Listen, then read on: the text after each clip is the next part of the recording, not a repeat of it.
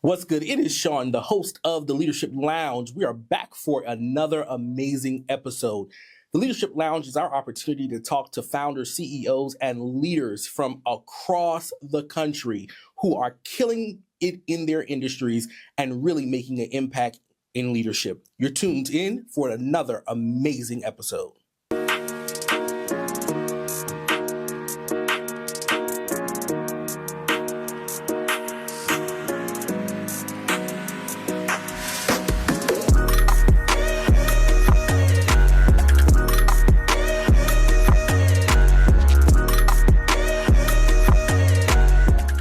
We are here today having an amazing conversation with the founder and CEO of the most amazing brand that is popping here in Atlanta called Body. Sarah is joining us. A little bit about Sarah. She moved here to Atlanta right after high school to be in the music business. She felt led to step away and to do something bigger that God was calling her to do. She went through a very bad breakup, and during that time, she worked on what she calls her revenge body. Mm-hmm. And it was the body that she fell in love with, but also the purpose that she fell in love with in that process. She started her business in 2021, and it just so happens to be the largest all-female community. That community features Sunday service, praise and Pilates, Holy Girl hikes, and we've got Sarah here at the Leadership Lounge. Hey y'all. To have an amazing conversation. Sarah, we are so happy to have you. I'm so excited. I'm excited for this conversation. Oh my goodness. I just want you to know, while my team and I were preparing for this conversation, I was on your Instagram. I saw him going through that Instagram. I went through his too. That Instagram is popping. You all are doing some amazing things around empowerment, health and wellness, but most importantly, developing and building of our faith. Yes, absolutely. So we got to take it back first before we get into today. Tell me a little bit about who is Sarah and how did you get here? Yes. Okay. So yes, my name is Sarah Olivia. I am a professional women's trainer. I claim that at this point because I have trained every type of woman there is. So Come on here. Professional women's trainer. And I really got my start. I did not ever think that I would be in fitness. It's something that the Lord literally called me to. I got my start, like my entire childhood coming up, my entire family knew my goal, my purpose, my passion, what I felt led from God to was music. I've always been musically inclined my entire life, always singing, always writing, just always doing that. So when I graduated high school, my sister, I have a beautiful family, and my sister was very supportive of my faith and of my goals and of following the Lord more than the crowd. So I decided that I did not want to go to college. I could have went to college. I could have went to school if I wanted to. But she stepped out on faith with me, and 3 months after graduating high school, she stepped out on faith and moved myself and my nephews, her 2 sons, and we moved to Atlanta. Just trusting God. She was trusting God in her own way with her kids and her profession and all of those types of things. But I knew that I wanted to do music, and I knew that I wanted to pursue it, and I knew that the Lord would move me swiftly, and I knew that I did not want to go through school, even though I could. I did not want to go through school to do it. I stepped out on faith and just trusted that once I got here, that something would happen. Yeah. And I'll never forget, like, my sister, like, once we got here, my sister was like, okay, well, you kind of got to figure out what to do, you know, like, okay, you got to hit the ground running, like, and so I'm 18 years old. I'm like, girl, I don't know, like, we just got here. And I kind of just had sputtered out of my mouth, like, I'm going to find a job at a recording studio. Okay. Like, because that felt like, I don't know what else to do. Let me find something to do. Let me say something. Yeah. And then a couple of days later, like, I said it in faith. I put my faith to it. I put my feet to it. And then I got an internship at a recording studio. 3 days later from that, I got hired at the recording studio. And so very quickly, the Lord, because I trusted him, because I was willing to go against the crowd, the Lord moved me very swiftly through music. And I had opportunities to tour and work on music videos and be in rooms, like incredible rooms, and be on conversations and really learn. Like, I learned the business of music. I got to see it up close. I got to see it firsthand. And then there was a time period where the Lord kind of called me away from that, and it was hard, but it was clear to me that the Lord called me away from it. It was maybe, I was 18, so it was maybe like, I was in the industry for maybe like 4 solid years, so I think around 22. After I had gotten off of a tour, I felt led to fast.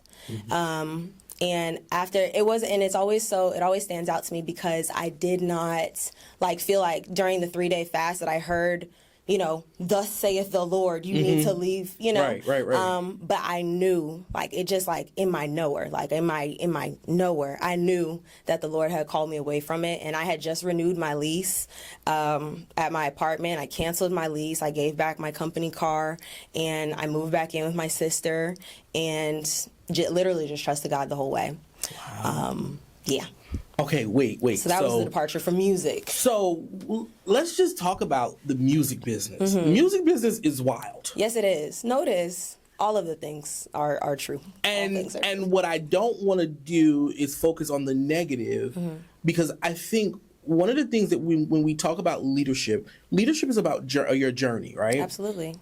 And I think sometimes leaders forget all of the steps on the journey that develop their leadership ability. Yeah. And so what were some of those things in the music business that you learned that you've now carried into business ownership? Oh my gosh, all of it. And and I'll get back to it, but it just is it's so clear now to me why God put me in the rooms for the amount of time that he put me in the rooms, and he would take me, because I was able to learn exactly what it is that I needed to learn, whether it is just, the watching and observing from large scale businesses, how they treat personnel, you know what I'm saying? How people treat people, how people handle their business, handle their money, how, all of those little intricacies. I got to see systems in place, to be able to put on mass shows and mass music videos and tours and stuff like that. I got to see the systems in place. I got to put all of those connecting pieces together, and me, somebody that's already, I'm smart. I've been smart. Yeah. So for me, it was I loved that. I loved the getting to see all of the behind the scenes. So not only did I just I loved music, but then because of what it was teaching me, I loved the business of music too. So I really fell in love with the whole process. And I just really got to observe people at a high level and discern what to take from them, what to not, what I'm going to use. It was your college. Yes. Literally, it was my college. And I share a similar experience. So before I went into entrepreneurship, I worked in politics and government at the highest level in New York City. And when I got ready to start my business in 2017, that first year, I spent the whole year thinking about development of the business, right? And everything that I developed was a mirror of what I learned working in government. So all of our systems looked like the spreadsheets that I was building when I worked in government. All of the email templates, all of it is useful. The signature that I would use on the email, all of it. And I just think back now, we're almost nine years into full-time business ownership with an amazing staff, amazing team. But those early years was based off of my learning experience and the pivot that I took from government and politics into entrepreneurship. Absolutely. And so I just think it's important to always encourage people. One of my favorite scriptures is, do not despise small beginnings, because although we were in a place, you were in the music business, I'm in politics and government, I don't despise those moments. Were there challenging moments? Absolutely. Were there days where I second guessed, why was I even there? Absolutely. But I don't know if you share this, but I just believe that our steps are divinely ordered. Absolutely. And wherever God places us and puts us, he is molding us into who he wants us to be. Absolutely. And that experience for me was just it was the launching pad for me. And so I just encourage any entrepreneur, any leader that's watching this, don't despise where you are. Absolutely. Yeah. No, absolutely.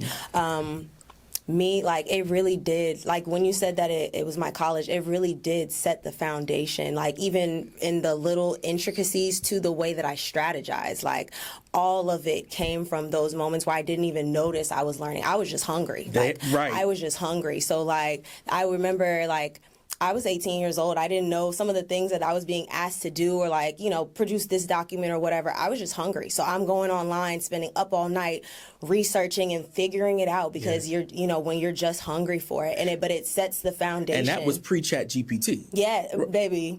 Baby, chat has changed my life. Like, there was not a hope in the world back then. I was up figuring it out. We were really researching, trying to figure out what's the best way to get this done. Chat would have been so useful back then. Listen, the promotions would have came quicker. I'm telling you. Goodness gracious. Amazing. Thank you for sharing that. So let's fast forward a little bit. How do you balance being a fitness trainer and being a CEO? Of not just one, but you have two growing companies. Yes. So how do I balance that? I try every day. I be drinking my water. I do my best. I consider body to be the business, and I consider Sunday service to be the offset ministry. And so being a trainer that is managing people and dealing with people all day, and then having a ministry that is essentially still the same thing because both is still serving people. And so it is balance. I do have to contend with my flesh a lot. Like, if I want to be real, I have to contend with my flesh a lot. Because it is hard to run a business. It can be hard to run a business and to scale a business. And then also stay rooted in faith, stay rooted and grounded, have integrity. You know what I'm saying? Be of good character in the building process. Like, it all is balanced. I do have a good community around me.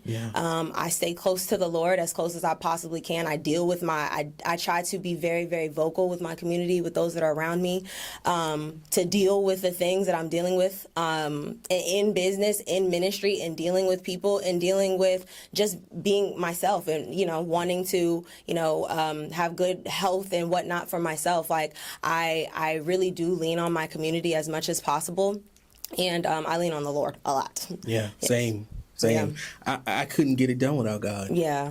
Like, and he is the visionary, so it's like he is the one, and I'm just here driving the boat. So I be like calling on my source all the time. Yeah, all the time. So I want to pause there because you gave a really great analogy, and you said you have the business, but Sunday service is ministry. It is. Talk to me, what is it like building a brand that is for profit, but then you have the ministry piece where you're really impacting those people's lives. You're taking them on this journey. You're seeking the face of God, to hear from God on what to share. Yeah. What's that like? God prepared me for ministry with the business. He prepared me because when I first started when I first became a trainer, I sought God on okay, what am I doing? And I felt like the Lord gave me direction to niche down to women. And to, he directed the gyms that I was at. So the Lord was directing me in the development of body. And so in that, he taught me the skills and the patience that was needed to deal with women. I've learned so much about people, about loving people, about seeing people through the lens of Christ, through having to train women. Like, I say I'm a professional women's trainer because I take ownership of training every type of woman from every type of background and whatnot. And so there have been women that I would think on the street, I wouldn't even get along with you or whatever. But the Lord has taken the business to show me, to open up my own heart, to heal my own traumas with women, from my own past, to show me the beauty that is in people. And one thing that Body prides itself on is being really community based. So seeing people open up, grow, facilitating that, understanding my role in serving people. You know what I'm saying? Yeah. It's like the Lord prepared me for all of that through Body.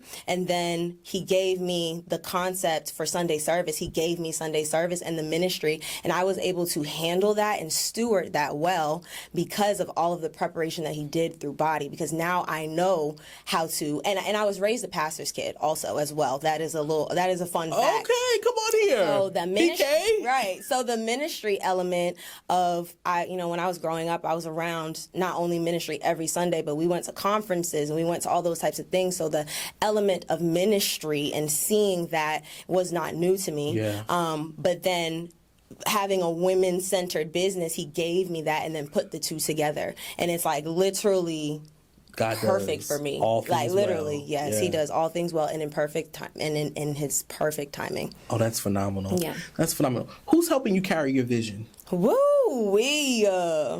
Because the vision's heavy. Woo. The vision's broad. It's big. It is. The Lord has sent me, and it's still sending me people, a team. I do have like co-coaches that help support the ministry and help me to be able to manage all of the people that are coming in. I've also I've been developing my own leaders. I started a mentorship through Body to be able to empower leaders to help me to steward all of the women that are coming. But I rely heavily on my church community to help me steward myself well, to be able to steward them well, and steward what we're doing and what the Lord is doing well. Yeah, and I think one of the things that I like about leadership is we think leadership is this Lone Ranger sport, and it's not. It's not. Leadership takes everybody.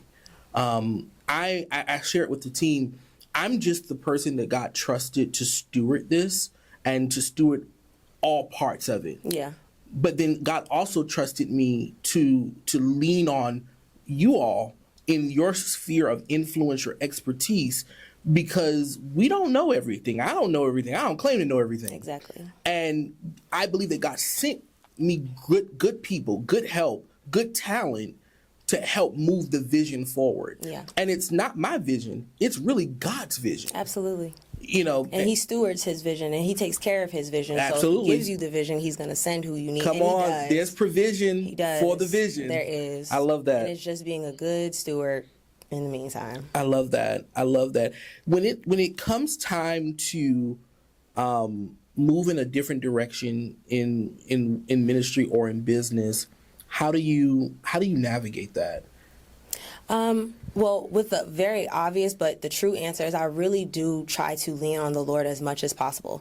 I try to always make sure that I'm taking myself out of decisions. Mm-hmm. It is very easy for our flesh, our heart to want things. And especially as you're growing in business and becoming more successful, I'm always checking myself. And I have people around me, my co-coaches and things like that are checking, the motives, the morals, the why, and I'm always kind of leaning on the Lord. I don't want to move until I feel led to move, until I feel, like a release to move, or, it says, and I'm going to quote the scripture wrong, but my mama had just said it to me last night, the sons of God are led by the Spirit of God. Something like that. Yes. And so it is as you develop a closer relationship with the Lord, it's helped me to trust that he's working on the inside of me. You know what I'm saying? Trust that the things that I'm praying, Lord, help me to love the things that you love and hate the things that you hate. Help me to steward this vision and help that he's going to put on the inside of me the things to act on when my spirit, when it resonates and when I know, Absolutely. So I try to move off of that as much as possible. I try to keep me out of it as much as possible, as much as I can. No, I love that. One of the decisions that I made a few, maybe 2-3 years ago was we were building a traditional public relations agency when I started the company. And in 2023, I got to a place, we reached a really great place of success for what the world would consider a success. Financial, we had a great roster of clients, and I became very distant from the business because I had built something that wasn't being built with God. It was successful, but it wasn't God's success. And what happened, I didn't want to come to work. I didn't want to come to the company that I had been trusted to build. And so in that same year, we lost 90% of our revenue. Wow. Walked right out the door. And it was one of the most humbling experiences for me, not because we lost the revenue, but because I saw what could happen when you take God out of the picture. And it wasn't so much it wasn't the money. I had built something that didn't host the presence of God anymore. And I believe as a child of God that's called to the marketplace, it's my responsibility to host his presence in the marketplace. Just by being present, being visible, but being yielded and surrendered to as he leads, directs, and guides me. And here we were, 6 years in, this thing looked good on paper, but was far from the heart of God, for what God told me to do. Yeah, from the vision, the original vision. And so took a step back, had to reevaluate, and I made a decision that I would rebuild, but this time I was going to do it God's way. And hence, we have a brand now that is not ashamed of the gospel of Jesus Christ. We have a brand that we're working with pastors and non-believers, all kind of folks, but when they come into our headquarters, they understand that this is a believer's place. Yeah. This is a place of faith, because this is what we were called to build. And when I tell you, I was just telling the staff, I was telling a friend the other day, like, I love going to work. I love it because it's where God is. Yeah. It's the thing that I was tasked to be obedient with, and to feel his presence anytime we come in the door. I just love that. And talk to leaders, if you will, for a minute on the importance of doing it the way God gave it to you.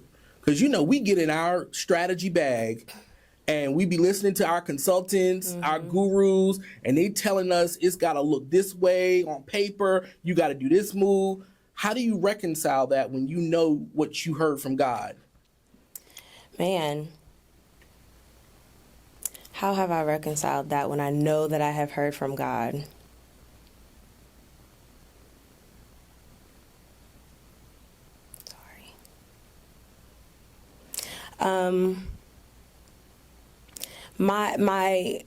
Sorry. You're good. Could you re-ask the question?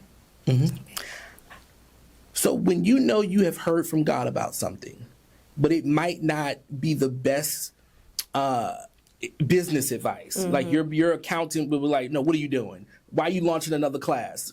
Why are you launching another cohort? Why are you doing another ebook? How do you stick to what you know God told you to do, even if it don't always make sense? I have something on my prayer wall that says, if it's not for God, it's for you. So I'm always checking my heart and always checking the vision to say, who is this going to glorify? You know what I'm saying? Every move, because I say this a lot through working out and through the worship and workout concept, is that all things can glorify the Lord. Whether it's the way that we do them, all things can glorify the Lord. So is this for you? Because if God has given you an original vision, an original calling, that should be our check, our guideline, and our check should always be that. Yeah. And it's funny, as you were talking, it made me think of my own story, is that when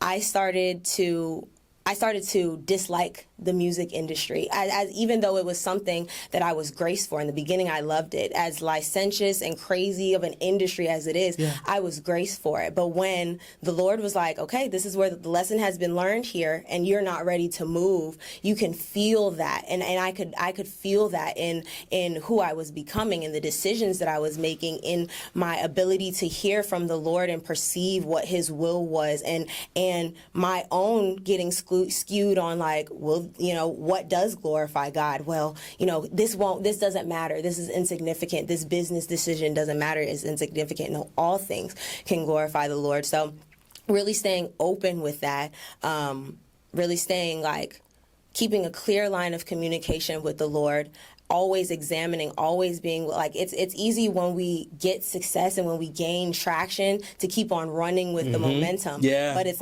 you can't. I heard something years ago that was don't stay married to where God was. So if God was going down one way and he has pivoted, but this way is still prosper, it still looks a certain sort of way, don't stay married to where he was, because you'll miss where he's trying to take you. Oh, that's good. And I do keep that. I keep that in the back of my mind all of the time, because it's what is it to gain all of this and lose my source, my creator, like, you know, I'm still in all things. The goal, the mindset, the mind frame is eternity. It is glorifying God. It is being a disciple, you know, like Christ-like character, displaying Christ. Like, what is our actual job? What is our actual role here on earth as Christians, as believers? So yeah. Oh, I love that. I'm putting that in my arsenal. Don't be where God was. Yeah. Be where he's going. Yeah. Can't stay married to it. Oh my God, that is so good. So talk to me about what's next for Body. What is next for Body? Well, we're going to keep on growing. We are Atlanta's largest. Come on, largest community. Clock it. And let me clock it. And let me tell y'all, when I put that in my bio, when I put that on my website, it was maybe like 2 years ago. And I maybe had like 8 clients at the time. I was transitioning and the Lord moved me to the gym that I'm currently at. Yeah. And at the time that I put that in my bio, I was not Atlanta's largest all-female trainer at all. But I walked by faith. Absolutely. I had probably like 8 clients walking into the gym that I'm in at now. When I first got there, the manager scoffed at me when he heard how many clients I had, and it said that in my bio. But like, be 10 toes down on the vision. If the Lord has given you the vision, and I was so uncomfortable with it sitting in my bio, you know what I mean? Yeah. And you know, I felt the discomfort, I felt the feelings, but I literally kept it, left it in there until it literally was the truth, or it literally is the truth. Absolutely. So yeah. Yeah. You know, and I think that's what you were doing was, it was an act of personal faith, but it was also what we're called to do, which is to write the vision. Mm-hmm. Make it plain. Make it plain. So that those who would run with it, they can see it. Yeah. So those God was sending to you for this community to be part of Body, to be part of Sunday service, they had to see the vision. The largest. Yeah. The largest. Mm-hmm. The biggest. So that was important. And so I think that's one of the things that I like to share with leaders and entrepreneurs. Be audacious. You know, don't take down. Be relentless about what it is that you're building and what you're pursuing, because it will come to pass. Absolutely. And I mean, that too. I was sharing that with our team here. Like, there's some stuff that we set out at the top of the year, right, to do here at the firm. And here we are months later, and to see what God has done, Mm-hmm. He gave the vision. We ran towards it. We didn't know what we was doing. But just giving a yes. And now we're sitting in the very thing that God said that he would do for us. Exceedingly and abundantly. Let me tell y'all something. I would not want to do business without God. Absolutely. Been there, done that. Yeah, tried it. It doesn't work. Would not recommend. It's ghetto. 0 out of 10. Don't recommend. It's ghetto. You're going to find yourself right back on the path crying. Yeah. Asking the Lord and he welcomes with open arms. And that's the beautiful thing about the Lord, is that he, knows nothing is wasted. The Lord doesn't waste any of our experiences. And I think that sometimes, like, as being a business leader, but also being a Christian or being a ministry lead, it's like we want to feel perfect or ready or like we have it figured out so that we can give it to other people. Mm-hmm. But we also, it's like the Lord is teaching and refining us on the journey. Leaders, entrepreneurs, CEOs, the Lord is teaching and refining you on the journey. So you have to get comfortable in the journey. Yeah. You have to get comfortable with stewarding, and it should be more about your vertical relationship with the Lord, and he will take care of the horizontal stuff. He really will do it. Yeah. All right, so I have a confession to make. Mm-hmm. Because I knew you were coming to the Leadership Lounge, I said that I could not come and do this conversation with you and not work out. Oh my gosh. So what are we about to do? Yes. So here's my confession. I've been working out for the last 2 days. Have you really? I have been. I know that's right. I've been getting up and I've been working out for the last 2 days. And when I tell you, I feel amazing. So your inspiration, I know you're called to women. Yeah. But thank you for inspiring this man. That's incredible. To get moving. And I shared it with the team, and they laughed at me. My staff laughed at me in our team meeting this morning. Don't be doing him like that. And I said, I can't be out here doing God's work and my body ain't right. Yeah. I can't be out here trying to lead folks and I don't feel my greatest. Yeah. And they laughed, but it was the truth, because I think there's a responsibility for leadership. Yeah. Especially if we're going to be doing what we say is kingdom business, both marketplace and in ministry. There is a responsibility that we have. And that responsibility is rise to who God is calling you to be. And that's not always easy. No. It's not always easy, and it takes discipline. But I got a desire. And that's what it takes. That's what he'll use. I got a desire. That's what he'll I use. want to do it the right way. I want to do it God's way. Because I know there's benefits on the other side of that. Absolutely. And I want all the benefits. Yes. And working out is really wonderful training for spiritually, like Yes. physically working out is great for spiritually working out, like learning endurance, learning to suffer well, you know what I'm saying? Learning to go to God, to stay in it when it's hard, you know what I'm saying? So, and God has taught me those things through the ministry, through the process of it, through the process of leading it, as when the Lord has taught me and shown me these things. So yeah, it's important. The Lord calls us to it. He says it in the Bible. Y'all should read it. Come on here. Come on. This temple. We're supposed to steward it. We're Steward supposed to it train well. it. It Come on says here. to exercise in godliness. Come on. I love that. I love that. All right. So we play a game at the Leadership Lounge, and it's this or that. So my this or that to you is a Michelin star or a hole in the wall restaurant. Hole in the wall. Okay. Yeah. Okay. All right. A beach or a forest. Beach. Forest is crazy. Let's have options. Beach. Okay. And then your last one is exercising outdoor or in the gym. In the gym. It's hot. Cold. People think no. She said, listen. Air conditioning. Give me that air conditioning. Goodness. I need fans. I ain't one of these nature. Yeah, folks. I'm not one of them. Please don't confuse me. All right. And then the last question for you is, if you had to describe your leadership style using a Bible verse, what verse would it be? That is such a great question. Using a Bible verse, my ministry or myself? Your leadership style. My leadership style. Take a moment. Okay, I could take a little second. My leadership style.